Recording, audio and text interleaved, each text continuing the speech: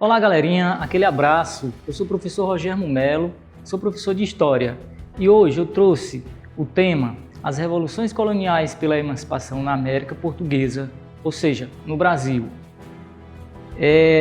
Esse tema a gente vai tentar abordar de forma bem simples, bem prática, para que vocês possam compreender melhor e de certa forma facilitar a aprendizagem de vocês, certo? Pessoal, a crise portuguesa no século XVIII. Nós vamos falar um pouquinho de como se encontrava Portugal no final do século XVII e início do século XVIII, certo? Portugal tinha uma situação econômica muito frágil se comparada às demais potências europeias da época. Ou seja, existia ainda poucas manufaturas em Portugal, os campos agrícolas portugueses eram muito improdutivos comparado às demais, como a Inglaterra, a própria França, certo? Então, assim, essa crise de Portugal, pessoal, já vinha desde o século XVII, quando a corte portuguesa perdeu algumas possessões para a Holanda, lá no Oriente, certo? E também por conta de ter perdido o controle de rotas comerciais no Oceano Índico. Todas essas perdas no decorrer do século XVII deixaram a economia portuguesa um pouco fragilizada. E, na verdade, naturalmente, outros problemas foram acarretando essa crise na corte portuguesa no século XVIII. Por exemplo, a queda do comércio do açúcar por conta da concorrência do açúcar produzido nas Antilhas, tanto holandesas, como inglesas, como francesas. As Antilhas ficam na América Central e eram colônias desses países europeus que passaram a produzir açúcar também em grande quantidade. E naturalmente esse açúcar passou a circular na Europa, concorrendo com o açúcar que era levado para a Europa, produzido aqui no Brasil. Então Portugal enfrentava também essa crise. Então assim, pessoal, para ilustrar um pouquinho essa realidade econômica da Europa na época, a gente pode mostrar esse mapa onde tem, de acordo com a legendazinha e as cores, é possível ver que Portugal, nesse amarelinho mais claro, tinha o domínio das terras das colônias, no caso no Brasil, e algumas colônias pela África. Assim como a Inglaterra tinha domínio na América do Norte, a Holanda, a França também tinha domínio de alguns territórios na América do Norte e América Central. Então, assim, esse mapa ajuda a compreender que, na época, as metrópoles europeias ainda tinham muito domínio sobre territórios pelo mundo afora. Então, a partir desse mapa, vocês podem compreender mais ou menos essa realidade. Dando continuidade, pessoal, a gente entende que, por conta dessa crise econômica de Portugal na época, foi necessário algumas reformas econômicas. Então, foi nomeado Marquês de Pombal, uma espécie de primeiro-ministro, como se vê hoje em dia, que era para tentar solucionar os problemas econômicos de Portugal. Então, assim, as medidas de Marquês de Pombal tinham o objetivo de modernizar o reino português e aumentar os lucros na sua economia. Ele estimulou a criação de manufaturas, naturalmente, aumentou os impostos em todo o império, inclusive nas colônias, certo? Ele criou a Companhia do Comércio como forma de garantir o monopólio do comércio de todos os produtos que eram produzidos na colônia, garantir esse comércio na Europa através dessa companhia, certo? Então, assim, ele incentivou o ensino laico, que era uma das medidas de Marquês de Pombal também, dar mais liberdade à questão da aprendizagem, o ensino deixar de ser totalmente voltado só para a questão religiosa, o domínio dos jesuítas. Então, ele incentivou o ensino laico. Dentre os impostos criados por Marquês de Pombal, certo? Ele implantou a derrama, que foi o que causou maior insatisfação aos colonos, no caso aqui no Brasil. A derrama, pessoal, a gente vai entender melhor sobre isso, que na época o principal rendimento econômico que estava tendo na colônia portuguesa, no caso aqui no Brasil, para os portugueses, era a extração de ouro lá em Minas Gerais. Então, assim, já desde o início do século XVII, que a extração de ouro vinha sendo desenvolvida na região de Minas Gerais e, com o passar do tempo, foi se esgotando essas jazidas de ouro. E, na verdade, os contratadores das minas já encontravam dificuldade para manter os seus lucros e também manter os impostos em dia. Então, a derrama nada mais foi de que a cobrança forçada de impostos atrasados que os contratadores, ou seja, os mineiros, tinham com a coroa portuguesa, certo?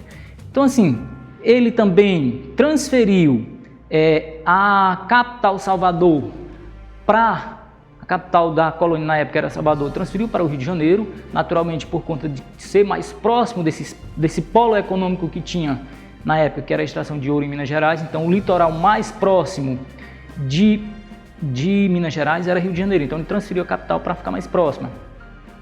Então assim, Marquês de Pombal, pessoal, ele também, voltado para essa questão do ensino laico, uma ação dele muito forte da época foi a expulsão dos jesuítas do território brasileiro. Então, mais uma ação dele, certo? Que, de certa forma, desagradou muito os colonos, tentando agradar aí a coroa portuguesa, certo? Dentro dessa situação econômica da época, teve as insatisfações por conta das medidas de Marquês de Pombal. Em Minas Gerais, aconteceu a chamada Conjuração Mineira. A Conjuração Mineira, outros chamam, vocês podem encontrar também como Inconfidência Mineira. Inconfidência quer dizer o quê? Você não ser confiável, então você desobedecer os princípios. Então, inconfidentes eram pessoas que, na verdade, tramaram alguma coisa. E a Conjuração Mineira aconteceu em Minas Gerais, certo? Foi uma forma de revolta em relação às medidas de Marquês de Pombal na época. As reformas pombalinas não surtiram um efeito positivo para a economia portuguesa, né? Com a implantação da derrama, pessoal, a extração de ouro em Minas Gerais, como eu já falei, era cada vez menor. Então surgem muitos devedores insatisfeitos com as medidas de ter que pagar esses impostos, certo? A partir da derrama, os donos das minas começaram a se organizar em forma de rebelião contra a corte portuguesa. Isso era um movimento mais secreto. É bom que fique claro que a Inconfidência Mineira, ou seja, a Conjuração Mineira, era um movimento de elite, muitos intelectuais, certo? Pessoas que haviam estudado na Europa, tinham um bom conhecimento sobre os princípios do iluminismo, daqueles pensadores franceses que inspiraram a Revolução Francesa. Então essas pessoas naturalmente se organizaram secretamente para ver uma forma de tornar Minas Gerais uma região independente da coroa portuguesa. Então era um movimento aí, realmente uma rebelião secreta, né? E aí a gente pode ver que o movimento foi prejudicado, o movimento dos Inconfidentes Mineiros, ou seja, da Conjuração Mineira, por conta de que o primeiro devedor, ao ser convocado para quitar suas dívidas com os impostos atrasados, ele traiu a conjuração, ou seja, ele delatou os demais envolvidos na conjuração e denunciou ali o movimento em troca das suas dívidas, ou seja, do perdão das suas dívidas. Naturalmente, esse senhor Joaquim Silvério dos Reis, ele ficou muito famoso na época da Inconfidência como realmente um traidor. É tanto que assim, falar de Inconfidência Mineira, um dos nomes mais famosos foi ele por conta dessa traição ao movimento, certo? Então assim, todos os conjurados, na verdade, foram presos, 11 deles foram condenados à morte. Aí tem uma questão assim, por conta de serem da elite social da época da colônia, então pessoas de alto nível social da região de Minas Gerais, naturalmente as pessoas dizem que foram absolvidas, ou seja, não tiveram a pena cumprida. Apenas a corte usou como exemplo a punição a Joaquim José da Silva Xavier, que era o famoso Tiradentes. Ele foi condenado, certo? Pagou com a pena máxima, ele foi enforcado, decapitado e esquartejado. Dizem que os restos, pedaços do seu corpo foram arrastados pelas ruas de Vila Rica, né? Atual, conhecemos hoje como Ouro Preto. Então foi uma forma de mostrar, uma punição para mostrar como exemplo, para que as pessoas não se envolvessem nesse tipo de movimento para a época. Então assim, a Conjuração Mineira foi um exemplo de movimento aqui na colônia inspirado na Revolução Francesa, mas tiveram outros. Vamos falar da Conjuração Baiana. A Conjuração Baiana foi um outro movimento que aconteceu em Salvador, aí é uma realidade diferente. A sociedade de Salvador, na época, enfrentava grande dificuldade com falta de alimentos, por conta da questão econômica do Nordeste, na época, ter sido incentivado o cultivo da cana-de-açúcar nessa região de Salvador, e muitos produtores deixaram de produzir ali gêneros alimentícios. Naturalmente causou uma falta de alimentos na região. E esse cultivo de cana-de-açúcar estava sendo muito incentivado por conta da destruição dos canaviais no Haiti, que era um grande produtor de cana-de-açúcar. Por conta do processo de independência do Haiti, houve o incêndio das culturas de cana. Naturalmente, surgiu aí um mercado onde muitos produtores brasileiros passaram a produzir cana-de-açúcar para aproveitar essa carência de açúcar na Europa, naturalmente sendo aí uma fonte de consumo, de comércio, né? Alguns intelectuais de Salvador, influenciados pelas ideias iluministas, criaram na época a Sociedade Maçônica Cavaleiros da Luz. Esse movimento, veja aí, também tinha influência do iluminismo. Eram pessoas que também tinham esse conhecimento da Revolução Francesa, dos intelectuais, dos pensadores franceses da época, e naturalmente organizaram essa organização como forma de conjuração lá em Salvador. Aos poucos, através de mensagens, certo, de liberdade, de igualdade, foram atraindo aí as camadas mais populares da sociedade de Salvador para participar do movimento, certo?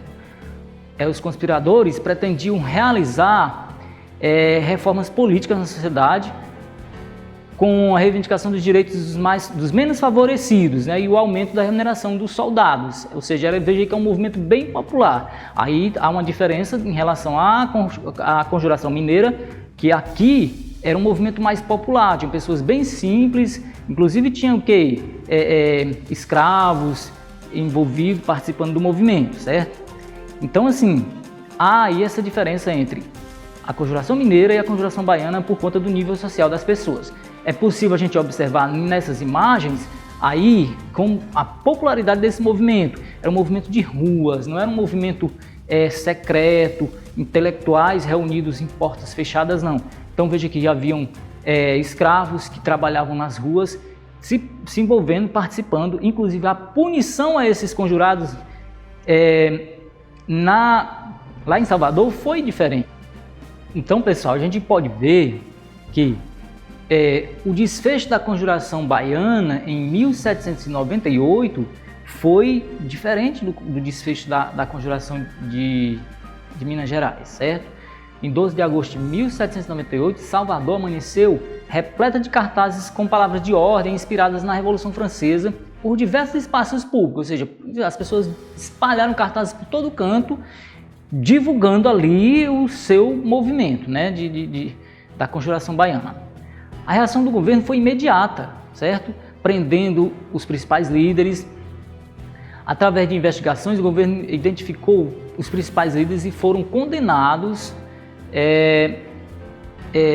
Todos eles foram condenados. Dentre eles, o alfaiate João de Deus e Manuel Faustino dos Santos, certo?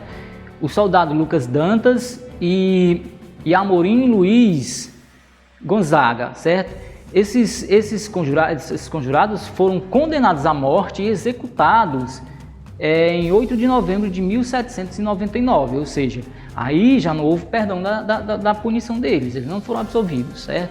Alguns membros da maçonaria cumpriram ali penas leves. Naturalmente, os membros da maçonaria eram um pessoal mais de elite, né? E o governo baiano identificou o episódio como uma conspiração de um povo desprovido sem religião, sem cultura e sem organização, ou seja, como se fosse um pessoal sem nível, né? Ou seja, desorientado. Pelas imagens a gente pode ver ilustrando o movimento de Salvador como se fosse um movimento popular mesmo nas ruas, né? Ou seja, aí onde a reação do governo sobre as pessoas. Essas são imagens ilustrativas, né, da Conjuração Baiana. Vamos falar de outra revolução, a Revolução Pernambucana, gente, em 1817. Veja que aí já foi um período mais na frente. Nessa época a corte portuguesa estava no Brasil, já estava perto de voltar para Portugal, certo? Mas os pernambucanos sempre se envolveram em revoluções contra a coroa portuguesa.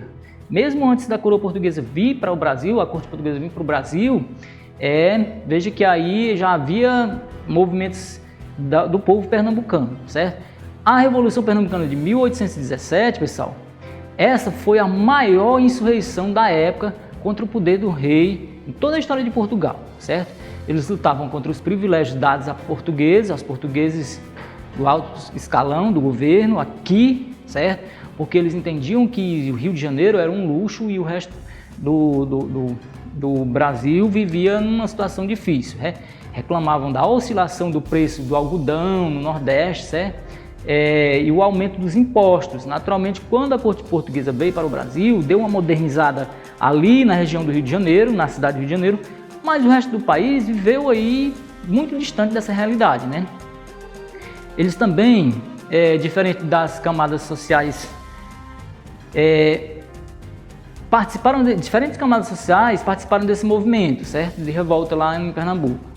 Fazendeiros, militares, comerciantes, magistrados, artesãos, diversas camadas da sociedade estavam envolvidas na chamada Revolução Pernambucana de 1817, certo? Esse movimento iniciou em Recife, mas se estendeu por todas as províncias, a província da Paraíba, do Rio Grande do Norte, de Alagoas, certo? Então, assim, se estendeu praticamente pelo Nordeste inteiro a chamada Revolução Pernambucana, certo? Os revoltosos, pessoal, eles chegaram a instalar um governo e proclamar uma república na região, como se fosse uma república independente de Portugal, certo? Então, assim, eram muito ousados para a época, mas aí a reação do rei, ou seja, do príncipe, Dom João, foi imediata também, certo? O governo central agiu rapidamente com muita crueldade, certo?